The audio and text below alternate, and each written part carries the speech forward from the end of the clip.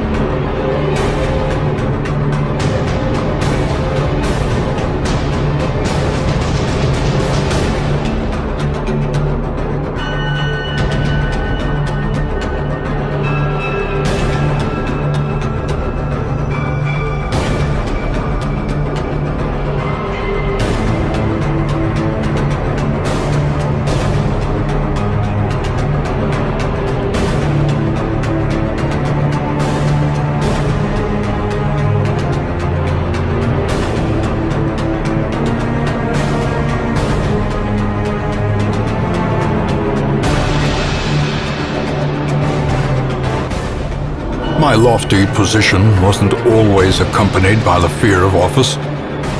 And there was a time when I could walk the streets or raise a glass in the tavern without concern for molestation. Faithful as the tide, one precocious village waif made it her hobby to shadow my every errand. It was charming then, troublesome later.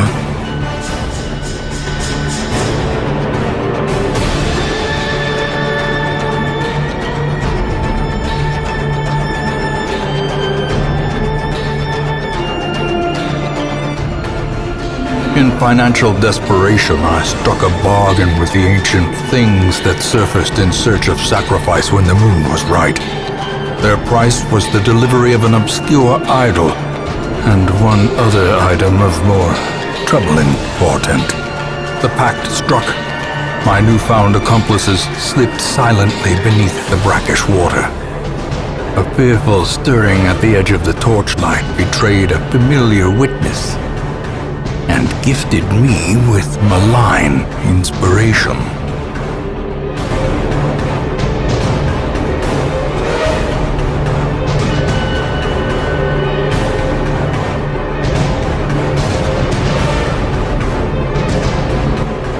Under the blood moon, I lured my wide-eyed prey to the pier's edge. Before she could properly appreciate her position, I clamped on a manacle, chaining her to the leering idol. A small push was sufficient to send both into the icy waters. And when at length the tide receded, jewels of the most magnificent grandeur lay scattered upon the shore.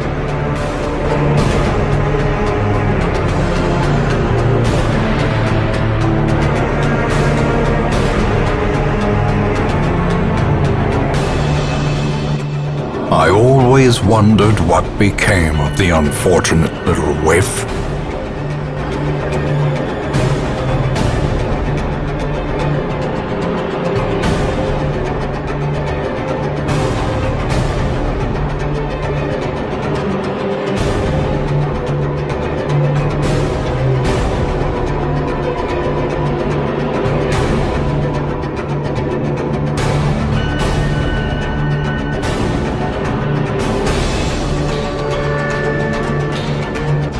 The aquatic devils have remade the poor girl in their image.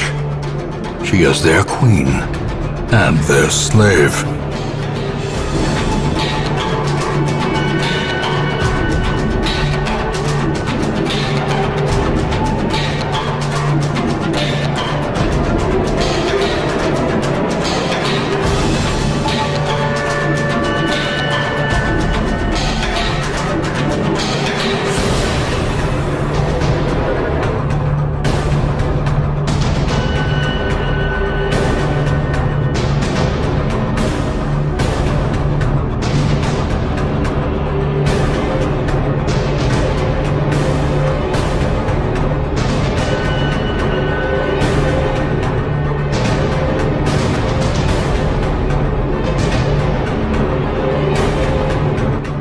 Hideous matriarch, vile queen of the aphotic depths.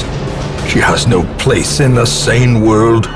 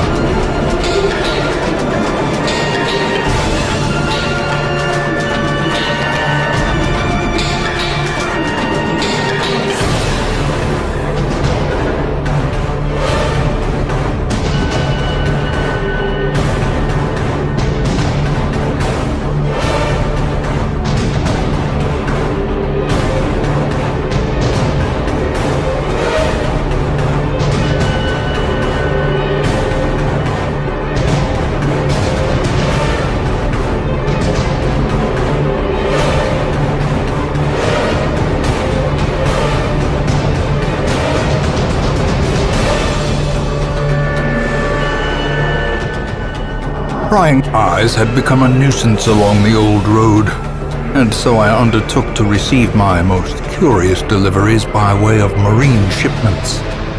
A sheltered jetty was accessible by a narrow stone stair off the back of the manor, and a discreet system of pulleys could hoist even the heaviest prizes up the rock face from a securely tied dinghy below.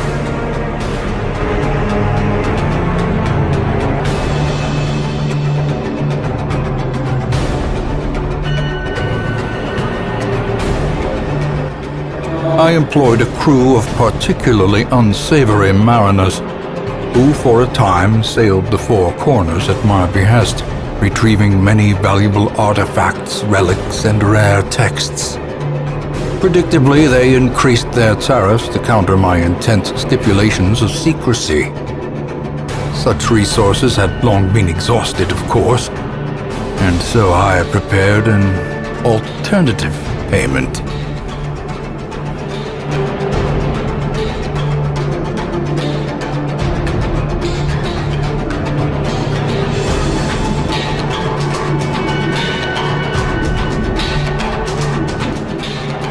While the greedy dogs slept off their revelry, I hexed their anchor with every twisted incantation I could muster, imbuing it with the weight of my ambition and my contempt for their crude extortion.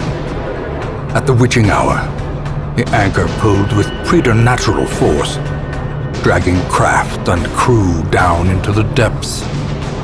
They must have cried out, but no sound escaped the swirling black waters.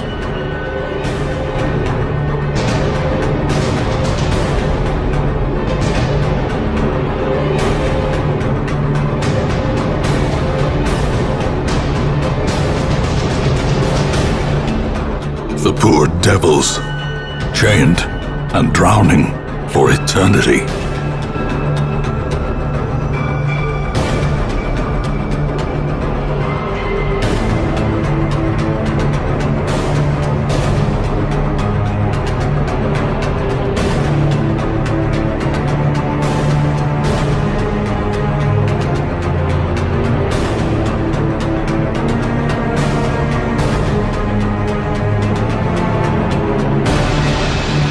Even in death, the captain shouts his orders, and the crew obeys.